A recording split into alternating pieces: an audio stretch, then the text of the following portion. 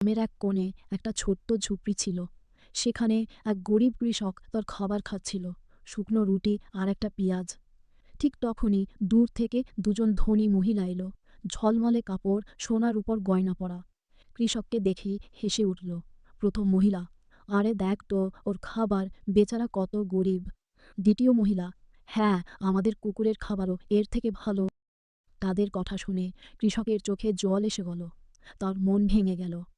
সেই সময় আকাশ থেকে এক সাদা কবুতর নেমে এলো। তার ঠোঁটে একটা ঝকঝকে সোনার ডিম ছিল। কবুতরটি সেই ডিম কৃষকের কোলে রেখে উড়ে গেল।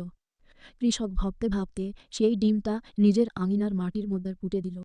পরের দিন সকালে যেখানে সে ডিমটা পুঁতেছিল সেখানে একটা জাদুর গাছ গজিয়ে উঠল। সেই গাছে হাজার হাজার রং বেরঙের কিন্ডার জয় ডিম ঝুলছিল। কৃষক সেই ডিমগুলো বাজারে বেচতে শুরু করল। ধীরে ধীরে সে গ্রামের সবচেয়ে ধনী মানুষ হয়ে উঠল। সময়ের সাথে একদিন কৃষকের মৃত্যু হলো, আর তার ঝুপড়ির পাশে সেই কবুতর আবার ফিরে এলো। এবার তার চোখে জল ছিল, যেন সে বলছে, ধন দৌলত সব পাওয়া যায়, কিন্তু আসল দৌলত হলো মানবতা।